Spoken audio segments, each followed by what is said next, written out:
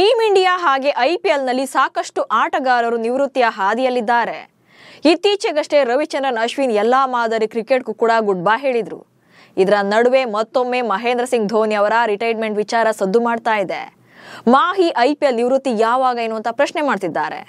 ಧೋನಿ ಅವರ ಜೊತೆಗೆ IPL career start ಮಾಡಿ ನಿವೃತ್ತಿಯನ್ನ ಹೊಂದಿರುವಂತ ಅವರ ಸಮಕಾಲೀನರು ಯಾರೆಲ್ಲ ಅನ್ನೋ ಬಗ್ಗೆ ಈ ವಿಡಿಯೋದಲ್ಲಿ ಮಾಹಿತಿಯನ್ನು ಕೊಡ್ತೇನೆ. ನಾನು ಶಾಂತ. ನೀವು ಸುದ್ದಿಯಾನದ ಸಬ್ಸ್ಕ್ರೈಬರ್ ಆಗೋದಕ್ಕೆ ಮರಿಬೇಡಿ. ಪವರ್ ಹಿಟ್ಟಿಂಗ್ ಫಿನಿಶರ್ ರೋಲ್ಗೆ ಹೆಸರುವಾಸಿಯಾಗಿರುವಂತಹ ಮಹೇಂದ್ರ ಸಿಂಗ್ ಧೋನಿ ಐಪಿಎಲ್ನ ಯಶಸ್ವಿ ಆಟಗಾರ ಹಾಗೆ ನಾಯಕ ಕೂಡ. ಚೆನ್ನೈ ಸೂಪರ್ ಕಿಂಗ್ಸ್ ತಂಡದ ಕ್ಯಾಪ್ಟನ್ ಆಗಿ 5 ಸಲ ಟ್ರೋಫಿಯನ್ನ ಗೆಲ್ಲಿಸಿಕೊಟ್ಟಂತ ಲೀಡರ್. 2008ರಲ್ಲಿ ಟೂರ್ನಿ ಆರಂಭವಾದಾಗಿಂದಲೂ ಕೂಡ ಐಪಿಎಲ್ನ ಭಾಗವಾಗಿದ್ದಾರೆ. ಇನ್ನೂ ಸಹ ಸಕ್ರಿಯ ಕ್ರಿಕೆಟ್ನಲ್ಲಿ ಭಾಗವಹಿಸ್ತಾ ಇದ್ದಾರೆ. ಬಟ್ ಧೋನಿ ಜೊತೆಗೆ ಅಥವಾ ನಂತರದಲ್ಲಿ ಐಪಿಎಲ್ ಕರಿಯರ್ ಅನ್ನು ಆರಂಭ ಮಾಡಿದಂತ ಹಲವು ಸ್ಟಾರ್ ಆಟಗಾರರು ಧೋನಿಗಿಂತ ಮೊದಲೇ ನಿವೃತ್ತಿಯನ್ನ ಘೋಷಣೆ ಮಾಡಿದ್ದಾರೆ. ಯಾರೆಲ್ಲ ಅನ್ನೋದನ್ನ ಹೇಳ್ತಾ ಹೋಗ್ತೇನೆ. ಧೋನಿಗಿಂತ ಲೇಟ್ ಆಗಿ ಬಂದು ಬೇಗ ನಿವೃತ್ತಿಯಾದ ಪೊಲಾರ್ಡ್. 2008ರಲ್ಲಿ ಧೋನಿ ತಮ್ಮ ಐಪಿಎಲ್ ವೃತ್ತಿ ಜೀವನವನ್ನು ಆರಂಭ ಮಾಡಿದ್ರು. ಆದ್ರೆ ಕೀರನ್ ಪೊಲಾರ್ಡ್ 2 ವರ್ಷಗಳ ನಂತರ ಅಂದ್ರೆ 2010ರಲ್ಲಿ ಟೂರ್ನಿಗೆ ಕಾಲಿಟ್ಟಿದ್ರು. ಮುಂಬೈ ಇಂಡಿಯನ್ಸ್ ತಂಡದ ಪ್ರಮುಖ ಆಟಗಾರನಾಗಿದ್ರು. ಮಿಡಲ್ ಆರ್ಡರ್ನ ಬಲಿಷ್ಠ ಬ್ರಹ್ಮಾಸ್ತ್ರವಾಗಿದ್ರು. ಅದರಲ್ಲೂ ಪೊಲಾರ್ಡ್ ಕೇವಲ 32 ಎಸೆತಗಳಲ್ಲಿ 60 ರನ್ ಗಳಿಸಿ ನಾಟ್ಔಟ್ ಆಗೋ ಮೂಲಕ ಮುಂಬೈ ತಂಡಕ್ಕೆ ಮೊದಲ ಪ್ರಶಸ್ತಿ ಗೆಲುವಿನಲ್ಲಿ ಪ್ರಮುಖ ಪಾತ್ರ ವಹಿಸಿದ್ರು.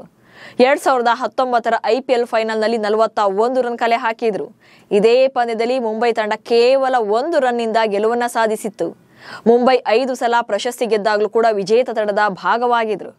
ಬಟ್ 2022ರ ಋತುವಿನ ನಂತರ ಪೊಲಾರ್ಡ್ ಐಪಿಎಲ್ನಿಂದ ನಿವೃತ್ತಿಯನ್ನ ಹೊಂದಿದ್ರು. 2008ರಿಂದ 2024ರವರೆಗೆ ಐಪಿಎಲ್ನಲ್ಲಿ ಮಿಂಚಿದ ಧವನ್. ಟೀಮ್ ಇಂಡಿಯಾ ಕಂಡಂತ ಸ್ಟಾರ್ ಆಟಗಾರರಲ್ಲಿ ಶಿಖರ್ ಧವನ್ ಕೂಡ ಒಬ್ರು.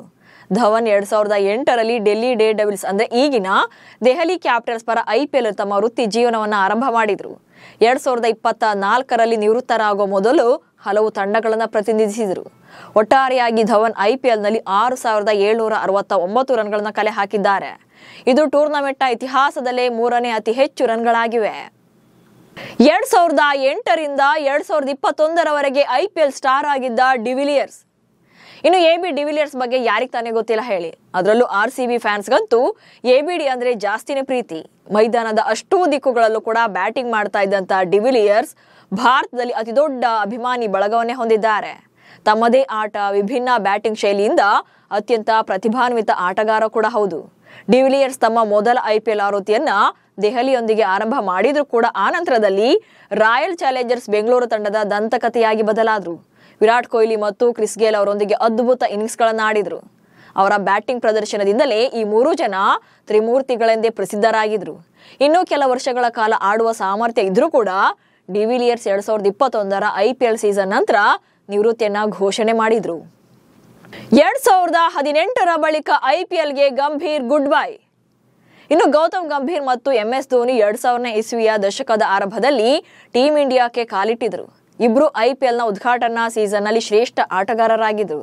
ಧೋನಿ CSK ತಂಡವನ್ನ 5 ಸಲ ಪ್ರಶಸ್ತಿಗಳಿಗೆ ಮುನ್ನಡೆಸಿದ್ರೆ ಗಂಭೀರ್ 2010ರ ದಶಕದ ಮಧ್ಯಭಾಗದಲ್ಲಿ ಕೋಲ್ಕತಾ ನೈಟ್ ರೈಡರ್ಸ್ ತಂಡದ ಪ್ರಾಬಲ್ಯದ ಹಿಂದಿನ ಮಾಸ್ಟರ್ ಮೈಂಡ್ ಆಗಿದ್ರು. 2012 ಮತ್ತು 2014ರಲ್ಲಿ ಅವರು ಪ್ರಶಸ್ತಿ ಗೆಲ್ಲೋಕೆ ಕಾರಣ ಕೂಡ ಆಗಿದ್ರು. ಹೀಗಿದ್ರು 2018ರಲ್ಲಿ ಐಪಿಎಲ್ಗೆ ವಿದಾಯ ಹೇಳಿ ನಿರೂಪಕ ಮತ್ತು ತರಬೇತುದಾರನಾಗಿ ವೃತ್ತಿ ಜೀವನದ ಹೊಸ ಇನ್ನಿಂಗ್ಸ್ ಅನ್ನು ಆರಂಭ ಮಾಡಿದ್ರು. 2008ರಿಂದ 2022ರವರೆಗೆ ಐಪಿಎಲ್ನಲ್ಲಿ ಬ್ರಾವೋ ಮಿಂಚು. ಇನ್ನು ಚೆನ್ನೈ ಸೂಪರ್ ಕಿಂಗ್ಸ್ ಪರ ಆಡಿದ ಅತ್ಯಂತ ಪ್ರತಿಷ್ಠಿತ ಆಟಗಾರರಲ್ಲಿ ಡ್ವೇನ್ ಬ್ರಾವೋ ಕೂಡ ಒಬ್ರು. 2011, 2018 ಹಾಗೆ 2021ರಲ್ಲಿ 3 ಪ್ರಶಸ್ತಿ ವಿಜೇತ ಸೀಸನ್ಗಳಲ್ಲಿ CSK ಪರ ನಿರ್ಣಾಯಕ ಪಾತ್ರ ವಹಿಸಿದ್ರು. ಮಧ್ಯಮ ಮತ್ತು ಡೆತ್ ಓವರ್ಗಳಲ್ಲಿ MS ಧೋನಿಯ ಅತ್ಯಂತ ಪ್ರಬಲ ಅಸ್ತ್ರವಾಗಿದ್ರು. ಐಪಿಎಲ್ ಇತಿಹಾಸದಲ್ಲಿ 183 ವಿಕೆಟ್ಗಳೊಂದಿಗೆ 7ನೇ ಅತಿ ಹೆಚ್ಚು ವಿಕೆಟ್ ಪಡೆದ ಬೌಲರ್ ಆಗಿರುವಂತಹ ಬ್ರಾವೋ 2022ರ ಋತುವಿನಲ್ಲಿ CSK ಕಳಪೆ ಪ್ರದರ್ಶನದ ಬಳಿಕ ತಮ್ಮ 39ನೇ ವಯಸ್ಸಿನಲ್ಲಿ ನಿವೃತ್ತಿಯನ್ನ ಘೋಷಣೆ ಮಾಡಿದ್ರು. ಹೀಗೆ ಧೋನಿ ಜೊತೆ ಐಪಿಎಲ್ ಶುರು ಮಾಡಿದಂತ ಸಾಕಷ್ಟು ಆಟಗಾರರು ತಮ್ಮ ವೃತ್ತಿ ಜೀವನಕ್ಕೆ ತೆರೆ ಎಳೆದಿದ್ದಾರೆ. ಬಟ್ ಧೋನಿ ಮಾತ್ರ ಎಲ್ಲರಿಗಿಂತ ಸ್ಪೆಷಲ್. ಚೆನ್ನೈ ತಂಡದ ಜೀವಾಳವೇ ಆಗಿರುವಂತ ಧೋನಿ ಇನ್ನೂ ಕೂಡ ಅವರಲ್ಲಿ ಅದೇ ಸಾಮರ್ಥ್ಯ ಇದೆ.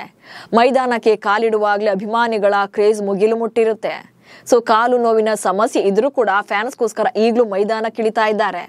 ಯಾರೇ ಬಂದು ಹೋದ್ರೂ ಧೋನಿ ಕ್ರೇಜ್ ಮಾತ್ರ ಕಡಿಮೆ ಆಗಿಲ್ಲ. ತಲಾ ಫಾರ್ ಎ ರೀಸನ್ ಎನ್ನುವಂತ ಸ್ಲೋಗನ್ ಕೂಡ ಜಾಸ್ತಿ ಆಗ್ತಾನೇ ಇದೆ. ನಮಸ್ಕಾರ.